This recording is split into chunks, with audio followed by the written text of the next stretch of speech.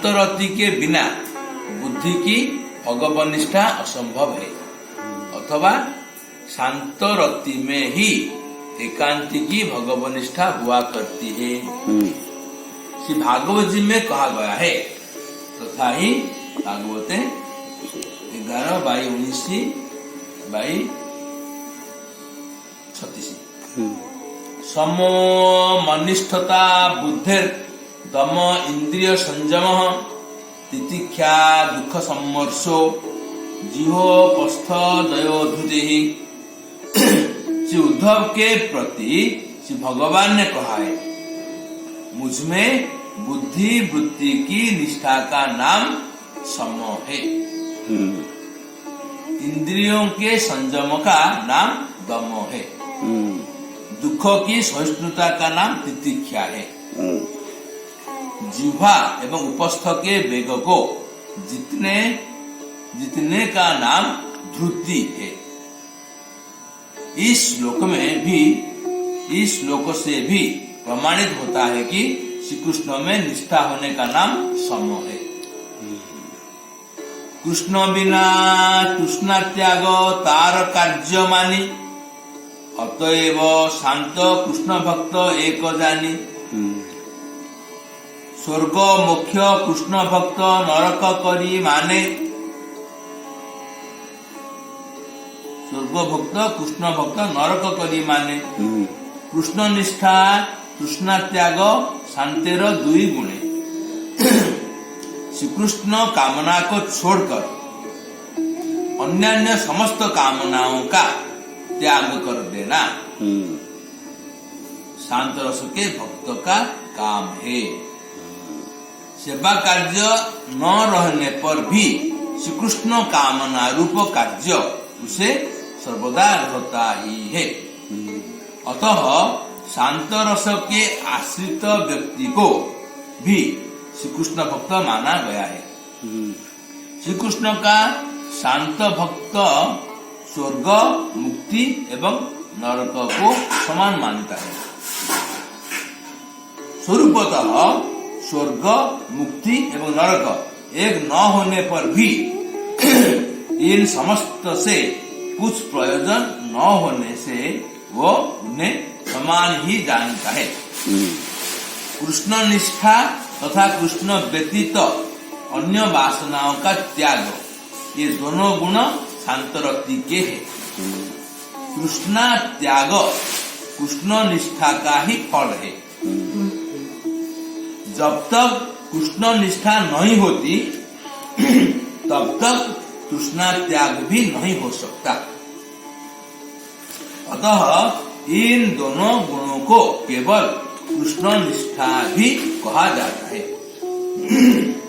अगले प्यारों में दास्य सख्य एवं मधुर रस के गुण वर्णन प्रसंग में कृष्ण निष्ठा एवं तृष्णा त्याग को एक ही गुण कृष्ण निष्ठा कहा गया है।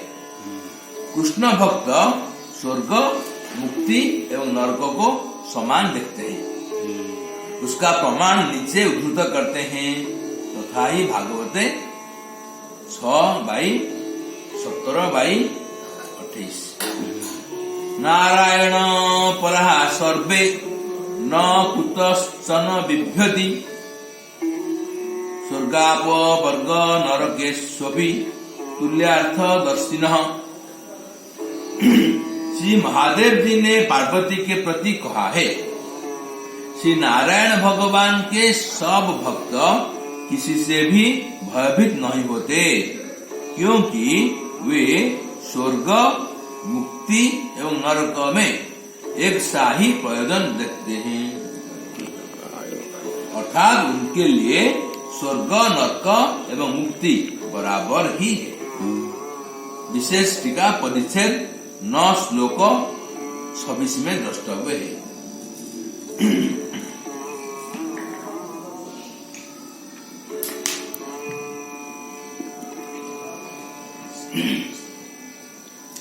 এই দুই গুণ ব্যাপে সব ভক্তজনে আকাশের শব্দ গুণ যেন ভূত গণে শান্তের স্বভাব কৃষ্ণে ममता गंधहीन परम ब्रह्म परमात्मा ज्ञान प्रवीण केवल स्वरूप ज्ञान हय शांत रसे पूर्ण ऐश्वर्य प्रभु ज्ञान अधिक हय दास्ये ईश्वर ज्ञान संभ्रम गौरव प्रचुर सेवा करी कृष्ण सुख देन निरंतर शांतिर गुण दास्ये आछे अधिक सेवन अतएव दास्य रसेर हय दुई गुण शांत दास्य सख्य वात्सल्य तथा मधुर इन पांचों भावों के सब भक्तों में ही कृष्ण निष्ठा तथा अन्य तृष्णा त्याग ये दोनों गुण वर्तमान रहते हैं। जैसे आकाश का गुण शब्द वायु तेज जल एवं पृथ्वी इन समस्त भूतों में वर्तमान रहता है। शांत रस में श्री कृष्ण ममता की गंध नहीं है अर्थात श्री कृष्ण मेरे है ऐसा ज्ञान या ऐसी ममता शांत रस के भक्त में नहीं है। वो श्री कृष्ण को परब्रह्म परमात्मा ही जानता है। उसमें श्री कृष्ण का स्वरूप ज्ञान ही प्रधान रहता है। ऐश्वर्य ज्ञान मिश्रा भक्ति युक्त तथा केवला भक्ति युक्त दोनों प्रकार के भक्तों में यही बात है।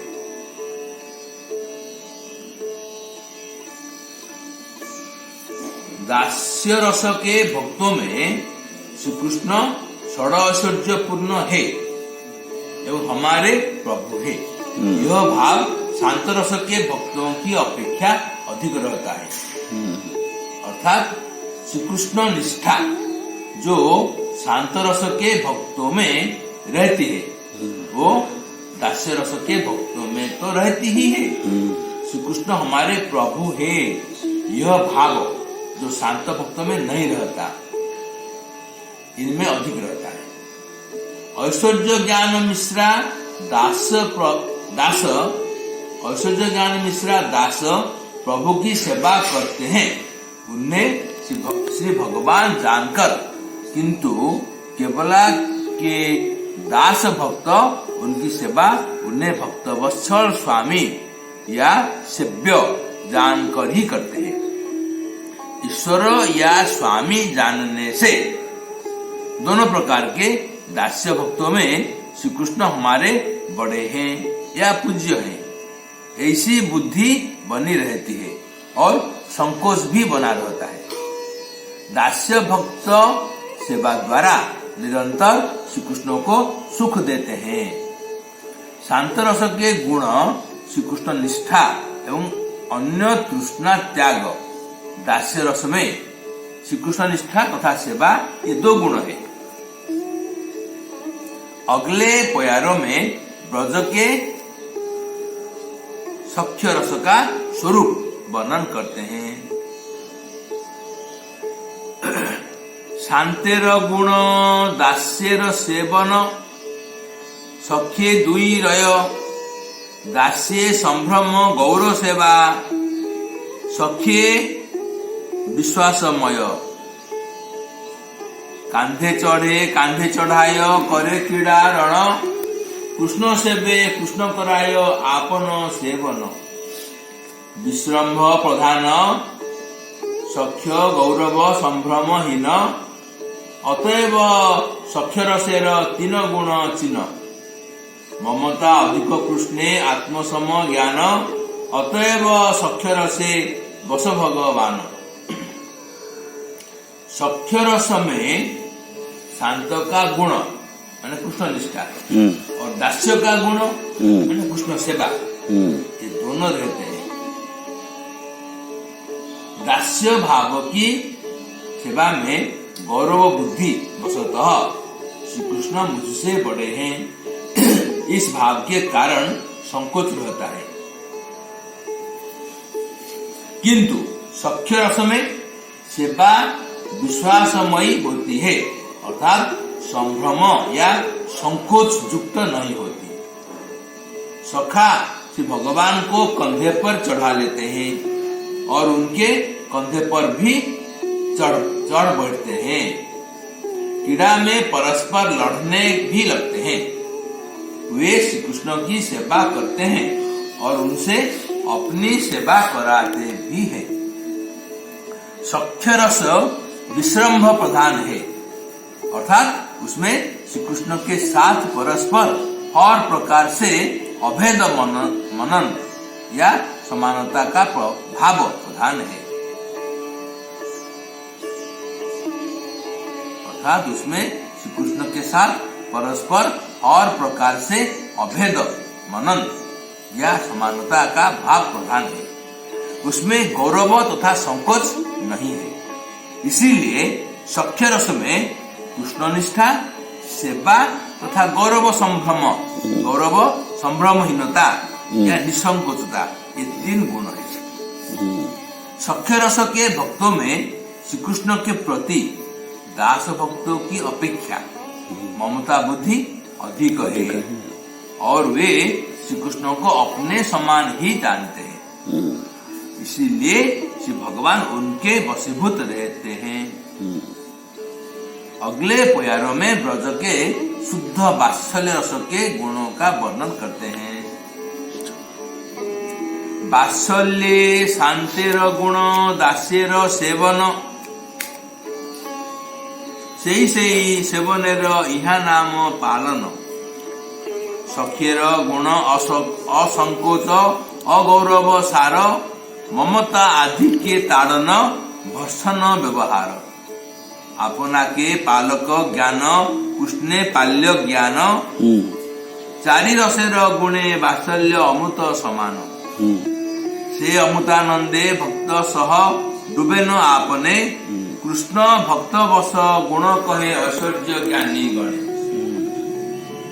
वात्सल्य रस में शांत रस का गुण माने कृष्ण निष्ठा एवं दास्य रस का गुण माने सेवा वर्तमान रहते हैं, किंतु दास्य भाव की सेवाओं का नाम वात्सल्य भाव में पालन नाम में बदल जाता है।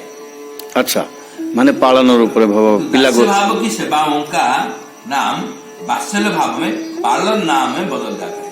अर्थात दास जो सेवा करते हैं वो ही सेवा माता यशोदा भी करती है, किंतु उसको सेवा न कहकर श्री कृष्ण का लालन पालन कहते। सख्य रस का सार गुण जो असंकोच तथा अगौरव बुद्धि है वो भी वात्सल्य रस में रहता है। इन गुणों के अतिरिक्त वात्सल्य में ममता बुद्धि सख्य रस की अपेक्षा अधिक होने से ताड़ना, तिरस्कार करना आदि व्यवहार भी वर्तमान रहते हैं। अधिक है गुण जाएगा। उसका कारण यह है कि वात्सल्य रस के भक्त अपने को श्री कृष्ण का पालन पोषण करने वाला मानते हैं और श्री कृष्ण को अपने द्वारा पालनीय या अपने संतान पुत्र जानते हैं।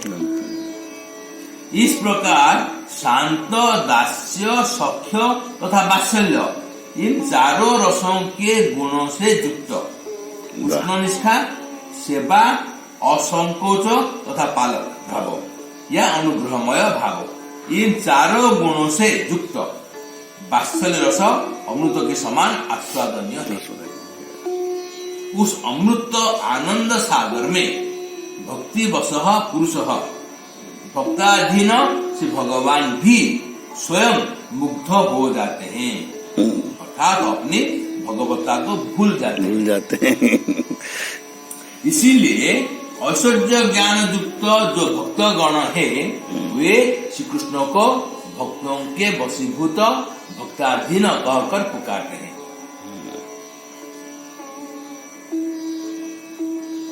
इसीलिए ऐश्वर्य ज्ञान युक्त जो भक्तगण है वे श्री कृष्ण को भक्तों के वशीभूत भक्ताधीन कहकर पुकारते हैं। जैसा कि पद्म पुराण में दामोदराष्टक स्तोत्र में कहा गया है, तथा ही हरिभक्ति विलास धृत पद्म पुराणत्व दामोदराष्टक स्तोत्रे।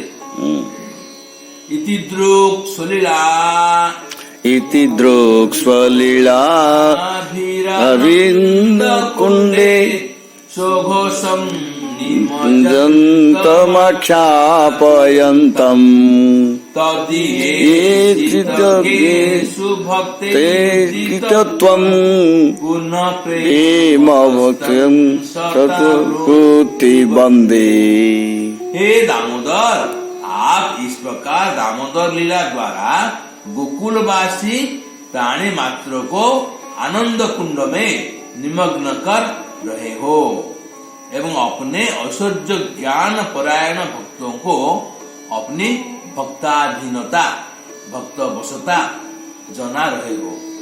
मैं अत्यंत प्रेम से भक्ति पूर्वक आपकी बार बार वंदना करता हूँ। अगले बयानों में मधुर रस का स्वरूप वर्णन करते हैं। मधुर रसे कृष्ण निष्ठा सेवा अतिशय सख्यर असंकोच लालन ममताधिक है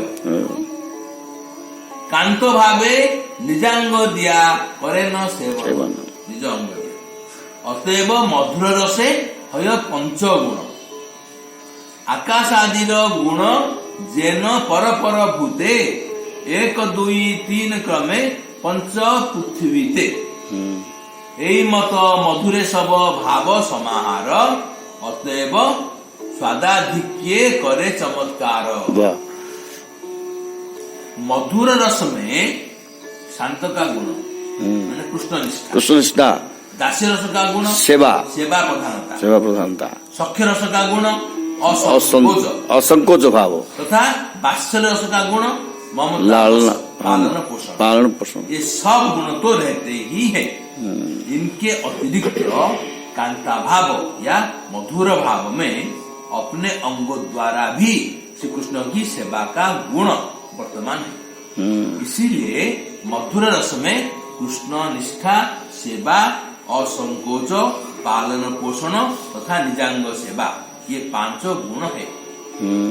आकाश आदि पंचभूतों के गुण दूसरे दूसरे भूत में 1 2 3 आदि के क्रम से बढ़कर जैसे पृथ्वी में समस्त भूतों के 5 गुण वर्तमान है उसी प्रकार मधुर रस में समस्त रसों के 5 गुण वर्तमान रहते हैं। परिच्छेद 9 द्रष्टव्य 8 द्रष्टव्य। इस प्रकार मधुर रस में समस्त भावों का या समस्त गुणों का मिलन है एवं इसी से वो अपने स्वाद आस्वादन से भक्तों को चमत्कृत कर देता है। यही भक्ति रसेर कैल दिग दर्शन इहार विस्तार मने करिह भावन भाविते भाविते कृष्ण स्फुरए अंतरे कृष्ण कृपाय अज्ञ पाय रस सिंधु पारे एत बोली प्रभु तारे कैल आलिंगन वाराणसी चालिबारे प्रभुर हईल मन।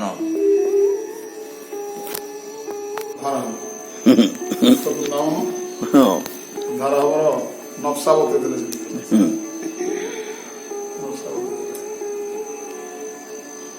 निश्चित अमूल्य अमूल्य जीवन अमूल्य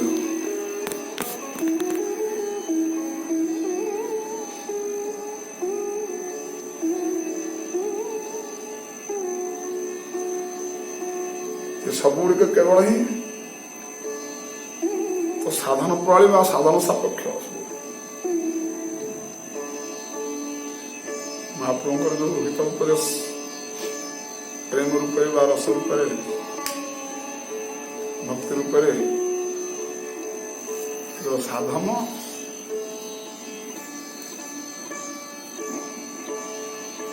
सापेक्ष अनुभूति साधन सापेक्ष अनुभूति भगवान जहा जो आसी ତାହା ସବୁ କରି ଆଗକୁ ଚାଲୁଥିଲେ ଏଥିରେ ଯାହାର ଯେଉଁ କର୍ତ୍ତବ୍ୟ ସେ ସବୁ ବାଛି ନେବେ ଏବଂ ସେ ଅନୁସାରେ ଅନୁପ୍ରାଣିତ ହେବେ।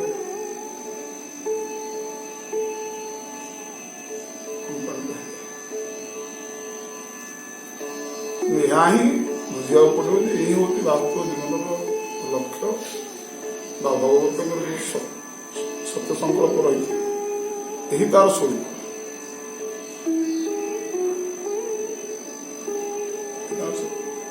ଏଥିରେ ହିଁ ନିଜ କର୍ତ୍ତବ୍ୟକୁ ନିଷ୍ଠାର ସହିତ ବିଶ୍ୱାସର ସହିତ ଶ୍ରଦ୍ଧାର ସହିତ ଶଙ୍କା ସନ୍ଦେହକୁ ବହୁତ ଦୂରେ ରଖି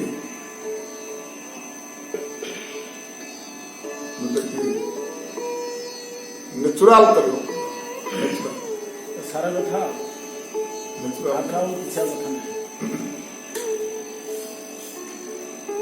ଆପରେ କଣ ଯଦି କାହାର ଶଙ୍କା ସନ୍ଦେହ ରହୁଛି କିଛି ନାହିଁ, ଏଇଟା ଶେଷ ସିଦ୍ଧାନ୍ତ ସାର ବୁଧାରେ ମୋରାଲ ତାହେଲେ ଆମେ ପ୍ରଭୁଙ୍କ ପାଖରେ ପ୍ରାର୍ଥନା ଗୋଟେ କରିବା। ବ୍ୟକ୍ତିଗତ ଭାବରେ ସେ କହିଦେଲେ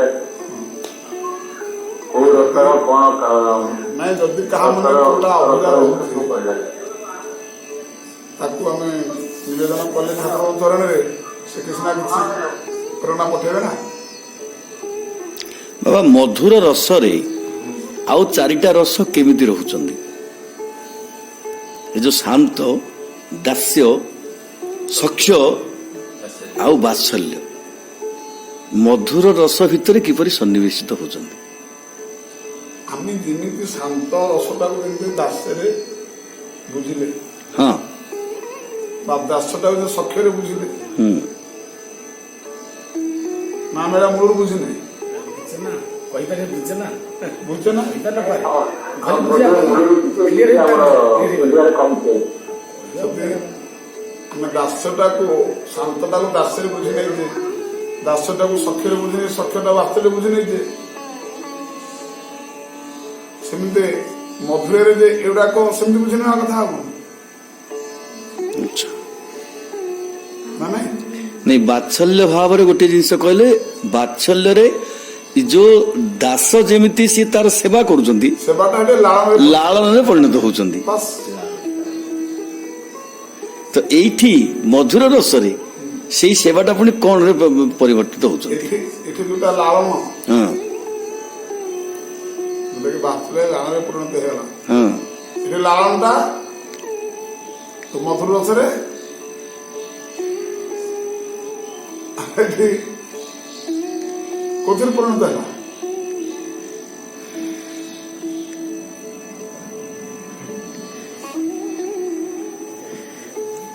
এটা ଟିକେ ମାନେ ହଠାତ୍ ବୁଝିବ, ଯେହେତୁ ସେଇ ଭିତରେ ଜାଣିବାଟା ଏତେ ସହଜ ନୁହଁ। ମଧୁର ରସକୁ ମାନେ ଜଣେ ଆସ୍ୱାଦନ ନ କରିବା ଯାଏଁ ସେଇଟା କଣ, ସେଇଟା ଯେତେ କଲେ ବି ଜଣେ ଯେତେ ଥିଓରିରେ ବୁଝାନ୍ତୁ ସିଏ ବୁଝିବାର ଜିନିଷ ନୁହଁ, ଏତେ ସହଜ ବୋଧଗମ୍ୟ ହବାର ଜିନିଷ ନୁହଁ। ସେଟାର ସମ୍ପୂର୍ଣ୍ଣ ଭାବରେ ନିଜସ୍ୱ ବୋଲି କିଛି ଆଉ ନାହିଁ। ହଁ ଯାହାହେଲେ ତ ପିତାମାତାଙ୍କର ଯୋଉ ବାସ୍ତବ ରସରେ ନିଜେ କର୍ତ୍ତା ହଁ ହଁ ଆମେ ପାଳନ କରୁଛୁ ବୋଲି ଲାଗୁଛି, ଆମ ପୁଅ ବୋଲି ଲାଗୁଛି। ପାଳ୍ୟ ହଁ ହଁ ପାଲ୍ୟ ସେଠି ସେଟା ନାହିଁ, ସବୁ ଏକ ହେଇଯାଉଛନ୍ତି ପୁରା ଏକଦମ। ସେଠି ଏକ ହେଇଯାଉଛି।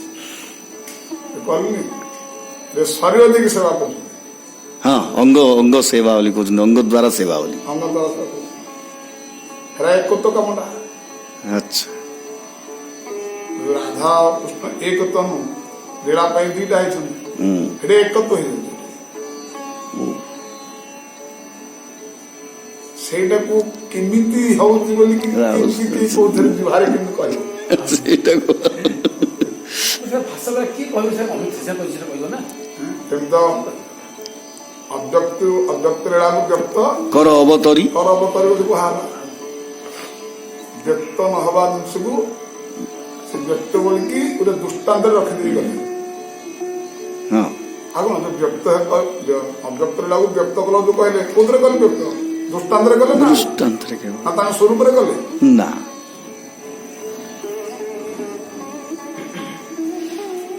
ଅବ୍ୟକ୍ତଟାକୁ ବ୍ୟକ୍ତ କେହି କରିପାରିବେନି, ଯଦି କରିବ ଶବ୍ଦ ମାଧ୍ୟମରେ କରିବେ। ଆଉ ଶବ୍ଦ ମାଧ୍ୟମରେ କଣ ଏଟା ହବ କି ଅନୁଭୂତି?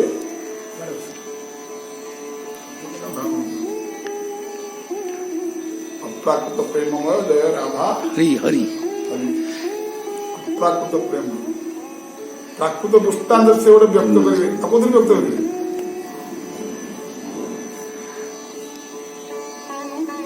ବ୍ୟକ୍ତ କରିବେ। ଯେମିତିକି ଆମେ ଗୋଟେ ସମୁଦ୍ର ଗୋଟେ ପାତ୍ରରେ ଏଥିରୁ ପାଣି ଟିକେ ନେଇ ଆସିବା, ତାକୁ ଆଉ କିଏ କହିବ କି ଏଇଟା ସମୁଦ୍ର ବୋଲି କିଏ କହିବ କି?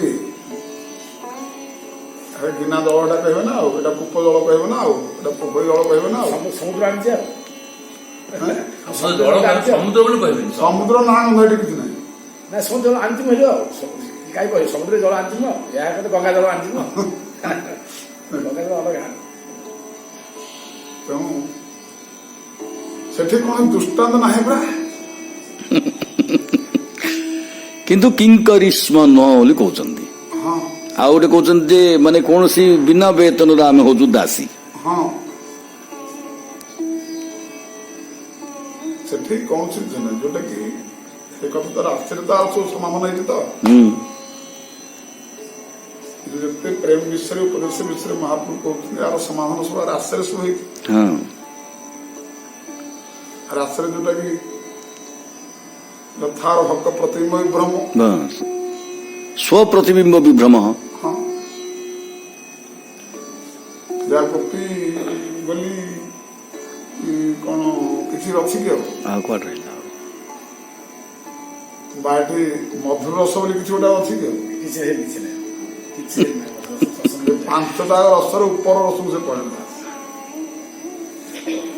କି ନାହିଁ? ହଁ ସ୍ୱର ଭକ୍ତ ଏବଂ ପରିସ୍ୱନ୍ଦ କରାଭିମର୍ଶ ସ୍ନିଗ୍ଧେ କ୍ଷଣ ବିଳାସ କଣ ରେମେ ରମେଶ ସୁନ୍ଦର ଯଥାର ଭକ୍ତ ସ୍ୱପ୍ରତିବିମ୍ବ ବିଭ୍ରମ। ରମଣ ଯେତେବେଳେ ହେଲା ଭଗବାନ ରମଣ କଲାବେଳେ ସେଠି ଭାବ କଣ ବାହାରିଲା? ସେଇ ଦୃଷ୍ଟାନ୍ତ ଖୋଜି ଖୋଜି ଆଣିଲେ ଯେ କେମିତି ଆଗକୁ ପୁଣି ରଖିବା କେମିତି ପରବର୍ତ୍ତୀ ପିଢି ପାଇଁ। ସେ ଆଣିଲେ ଏଇ ଦୃଷ୍ଟାନ୍ତଟା ଆଣିଲେ। ଛୋଟ ଛୁଆଟି ସାମ୍ନାରେ ଯୋଉ ଦର୍ପଣରେ ତାର ପ୍ରତିବିମ୍ବ ଦେଖି ସେ ଖେଳୁଛି।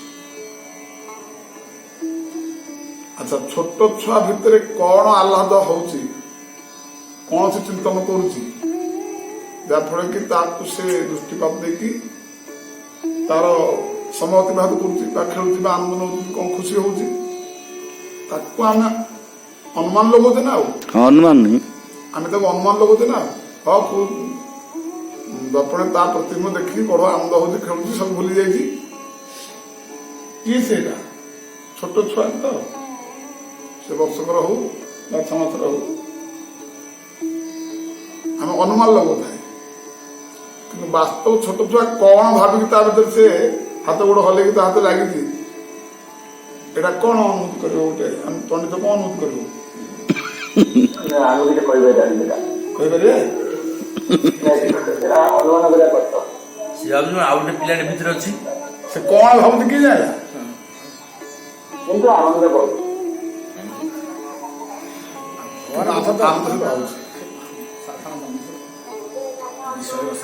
ଯେମିତି କି ଗୋଟେ ଚଢେଇ ଦେଖିଥିବେ ଆସିବ ବସି ପଡିବ, ସେ ତା ଥଣ୍ଟ ଭିତରେ ମାରୁଥିବ।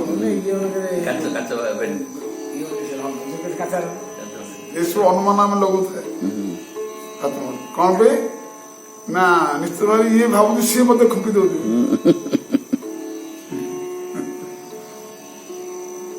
ନିଜ ସାଙ୍ଗରେ ନିଜେ ଲୀଳା କରୁଛି।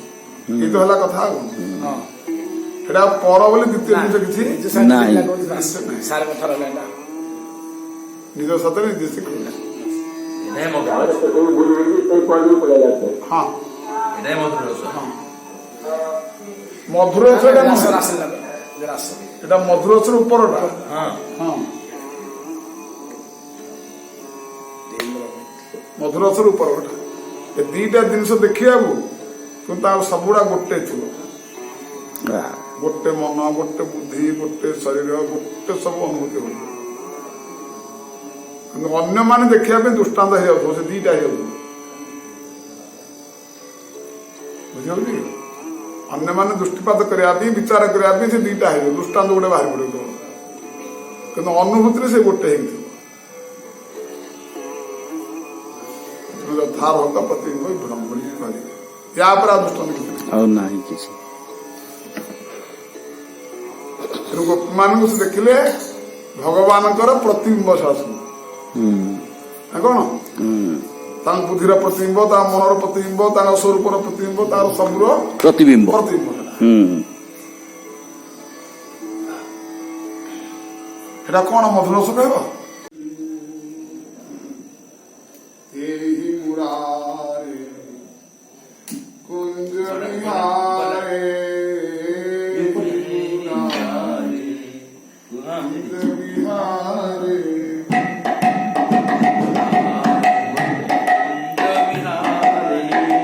ଏହି ମୁରାରେ କୁଞ୍ଜ ବିହାରେ